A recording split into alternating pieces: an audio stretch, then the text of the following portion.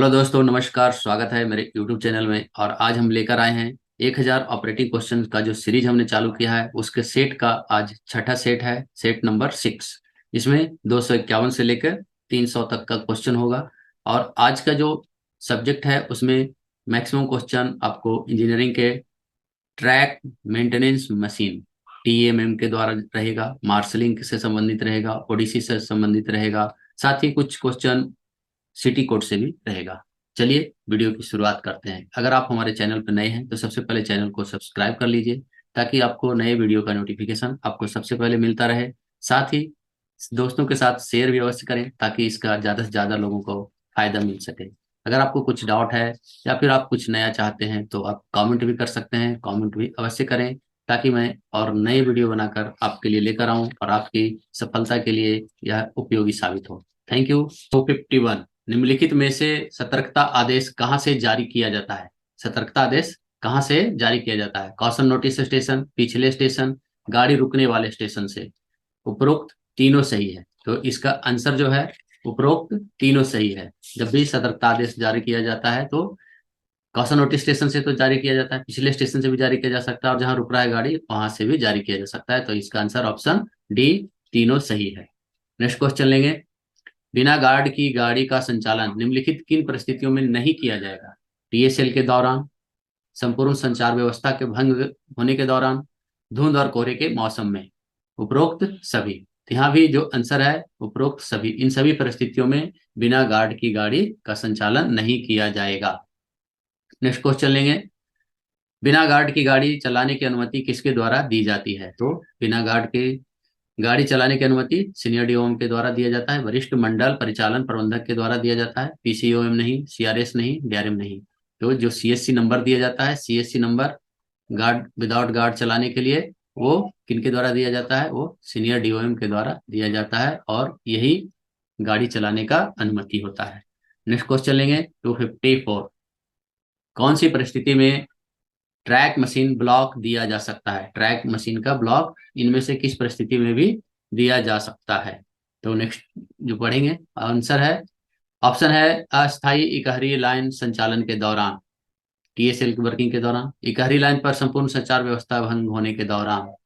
Next है दोहरी line पर संपूर्ण संचार व्यवस्था भंग होने के दौरान, धुंध एवं कोहरे के मौसम में। तो यहाँ जो आंसर है TSL के दौरान ट्रैक मशीन का ब्लॉक दिया जा सकता है। इसका आंसर ऑप्शन ए है, इन तीनों परिस्थितियों में नहीं होगा।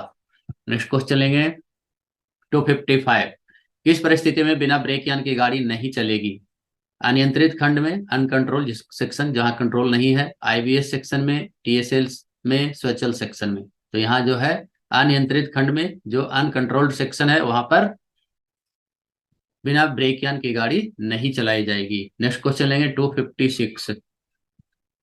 ट्रैक अनुरक्षण मशीन को रनिंग लाइन पर लाने के लिए कौन सा प्राधिकार दिया जाता है? जैसे ट्रैक मशीन का जो साइडिंग होता है वहां से उनको लाया जाता है, रनिंग लाइन पर लाने के लिए क्या करते हैं? रिटर्न मेमो T806, T511 या फिर T693B? नहीं, यहाँ जो है आंसर T806, उसको संटिंग ऑर्डर दिया जाता है, संटिंग आदेश दिया जाता है और मशीन को मेन लाइन पर या फिर रनिंग लाइन पर लेकर लाकर लाया जाता है।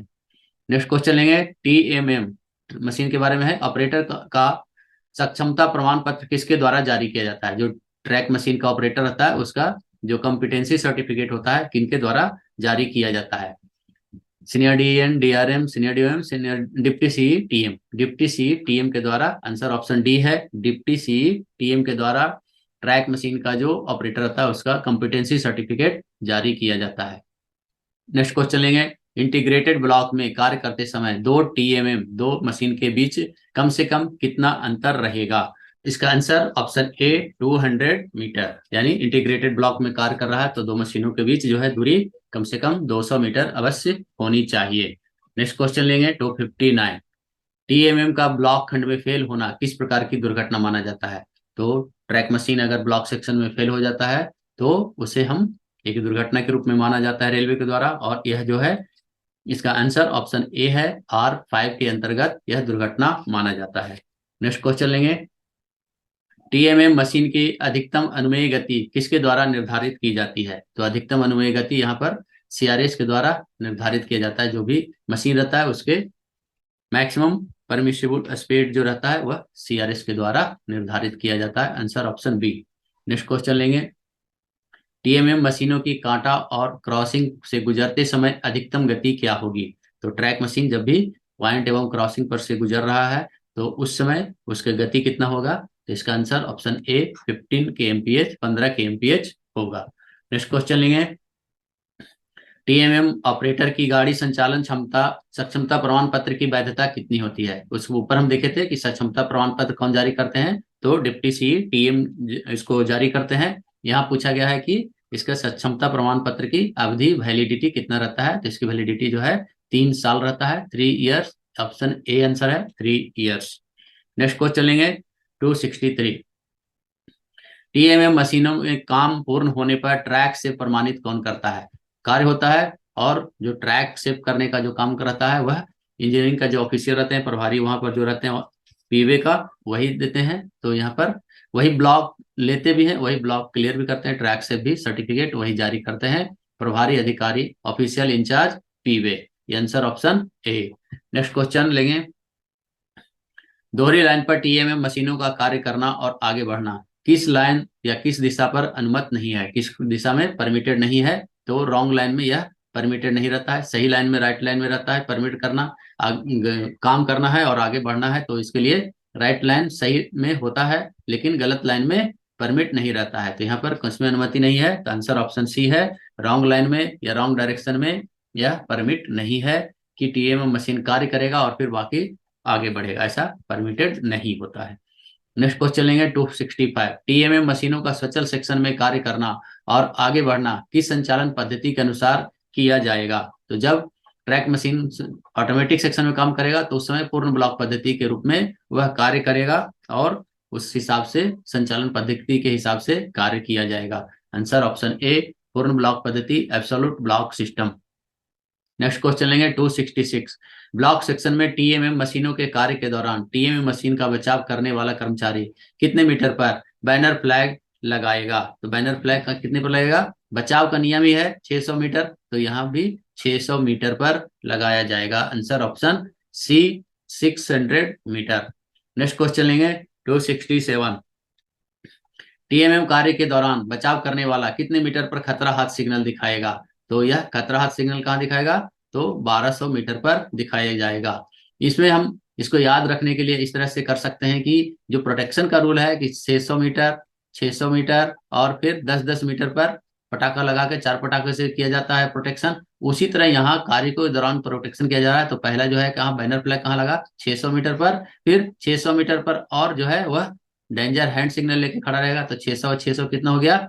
1200। इस तरह से हम याद रख सकते हैं एक फॉर्मूले के द्वारा कि हम प्रोटेक्शन रूल याद रहेगा तो निश्चित तौर पर हम इसमें भी याद कर सकते हैं, क्योंकि मशीन के दौर जो रहता है वो हम लोग भूलने का चांसेस रहता है। तो 600 पर बैनर फ्लैग लगेगा और खतरा हार्ट सिग्नल कहाँ दिखाएगा? तो 1200 मीटर पर दिखाएगा। आंसर ऑप्शन ए होगा।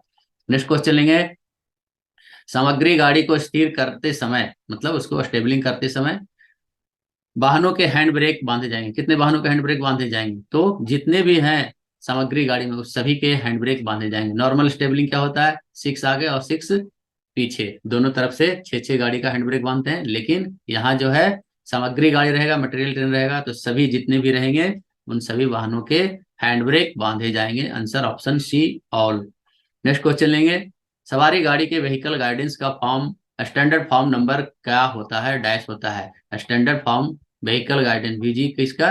कोचिंग का, पैसेंजर गाड़ी का वीजी का जो फॉर्म नंबर है वह क्या होता है? T81F/A। Answer option B T81F/A। Next question लेंगे, मालगाड़ी के व्हीकल गाइडेंस, मालगाड़ी का वीजी का स्टैंडर्ड फॉर्म नंबर डैश होता है। तो मालगाड़ी का क्या होता है? मालगाड़ी में ध्यान रखना है कि जो ए है, पैसेंजर गाड़ी में ए होता था वो ए इसमें नहीं होता है। T/81F ये गुड्स के लिए होता है, गुड्स ट्रेन रहेगा, उसका वीजी के लिए जो फॉर्म नंबर है वह T81F होता है। आंसर ऑप्शन ए है T81F। नेक्स्ट क्वेश्चन लेंगे, बुक्ड स्पीड से गाड़ी चलने पर 2 स्टेशनों के बीच लगने वाला समय क्या कहलाता है? तो बुक्ड स्पीड से जब चलता है तो जो 2 स्टेशन के बीच जो समय लगता है उसे नॉर्मल रनिंग टाइम के रूप में जाना जाता है? इसे आंसर ऑप्शन ए है normal running time, normal running time. Next question लेंगे 272। विस्फोटक से लदे बैगन के आगे तथा पीछे कितने रक्षक वाहन लगाए जाएंगे, यानी गार्ड व्हीकल, गार्ड वैगन कितने लगाए जाएंगे? उसको पूछा गया है कि विस्फोटक से लदा हुआ है वो बैगन के आगे पीछे कितने गार्ड वैगन लगाए जाएंगे? इसका आंसर ऑप्शन सी है दो एट व्हीलर व्हीकल जो है गार्ड वैगन के रूप में लगाया जाएगा। नेक्स्ट क्वेश्चन लेंगे 273। दोहरी लाइन के ब्लॉक सेक्शन में किस क्लास की ओडीसी वाली गाड़ी को क्रॉस नहीं किया जाएगा? यानी दो डिफरेंट टाइप का अगर ओडीसी चल रहा है तो किसको, दोनों को क्रॉस नहीं किया जाएगा? इसका आंसर ऑप्शन ए में है दो two A class B class तथा सी क्लास, दो बी क्लास। तो इसका आंसर ऑप्शन सी है बी क्लास और सी क्लास दोनों को एक साथ एक सेक्शन में क्रॉस नहीं किया जाएगा। Answer option C. Next question लेंगे 274। बी श्रेणी के ओडीसी वाली गाड़ी की अधिकतम गति कितनी होती है? तो बी क्लास का ए का क्या होता है, नॉर्मल स्पीड होता है, बी का 40 होता है और सी का 25 होता है। तो आंसर ऑप्शन बी 40 के एमपीएच। नेक्स्ट क्वेश्चन लेंगे 275। यदि बाजू वाली लाइन पर कर्मचारी कार्य कर रहे हो तो लोको पायलट कौन सी सीटी बजाएगा?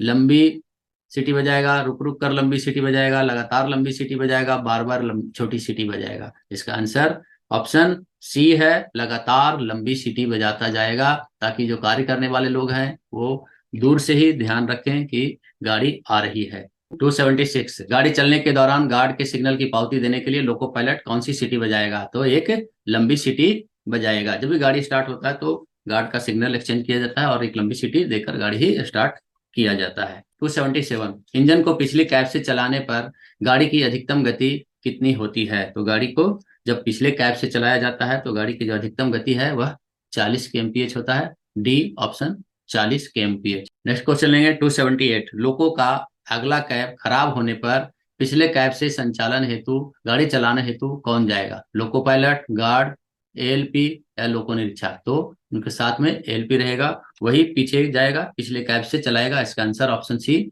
सहायक loco pilot, ALP assistant loco pilot होगा। नेक्स्ट क्वेश्चन लेंगे। गाड़ी की छत्र पर यात्री नहीं बैठे हैं, इसकी सुनिश्चिति किसके द्वारा की जाएगी? तो इसका सुनिश्चिति गाड़ी का गार्ड जो होता है वह गार्ड जो है गाड़ी का इंचार्ज होता है और उसकी जो है जिम्मेदारी है कि वह देखे कि गाड़ी के छत पर कोई भी यात्री नहीं बैठा है। इसका आंसर ऑप्शन बी गार्ड की जिम्मेदारी है। इसका आंसर ऑप्शन बी होगा गार्ड।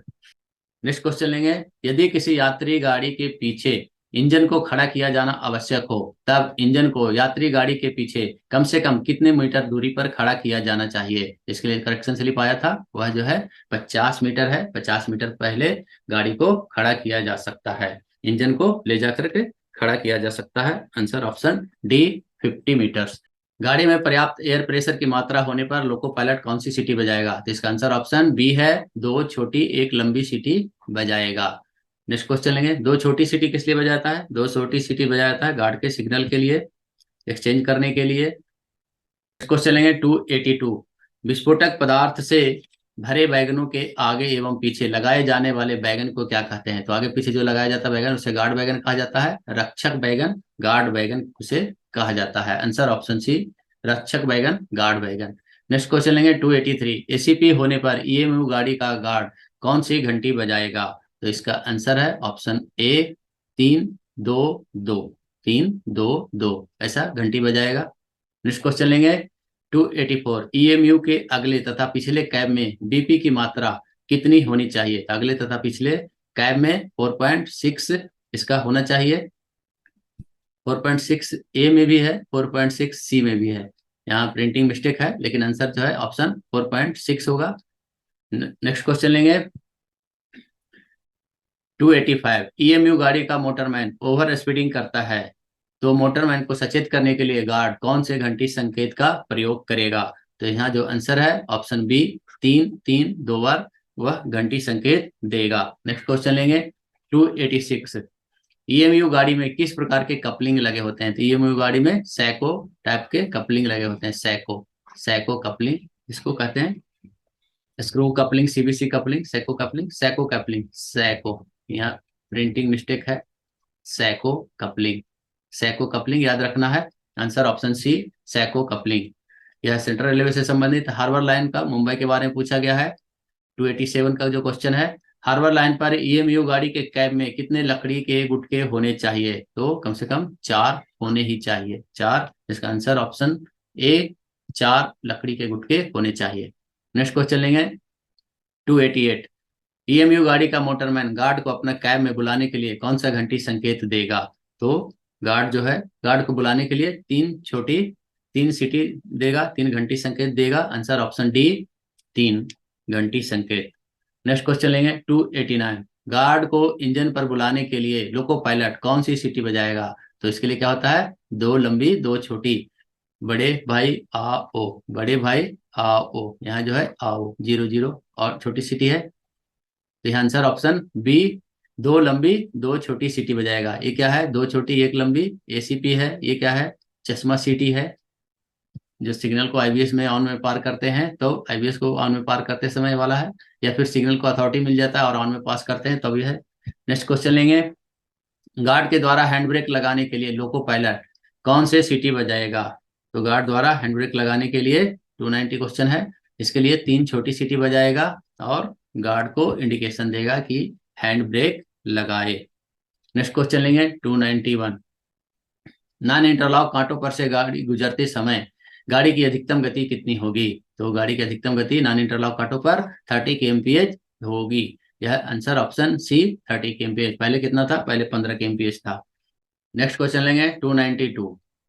अधिकतम अनुमेय गति से गाड़ी चलने पर उसके द्वारा लिया गया समय क्या कहलाता है? तो जो अधिकतम स्पीड से चलता है, जब मैक्सिमम परमिसिबल स्पीड से चलता है तो जो समय लगता है 2 सेक्शनों के बीच, वह क्या कहलाता है? तो मिनिमम रनिंग टाइम कहलाता है। इसका answer option B minimum running time. Next question लेंगे, गेटमैन से प्राइवेट नंबर एक्सचेंज न होने पर स्टेशन मास्टर द्वारा लोको पायलट को कौन सा अधिकार पत्र जारी करना चाहिए? तो उस समय पर जब गेटमैन से प्राइवेट नंबर नहीं मिल रहा है, यानी इसका अर्थ है कि गेट खुला है बंद है, कोई उसकी सुनिश्चिति नहीं हो रहा है, इसलिए स्टेशन मास्टर क्या करता है, तो 409 कॉशन ऑर्डर उसे जारी किया जाता है।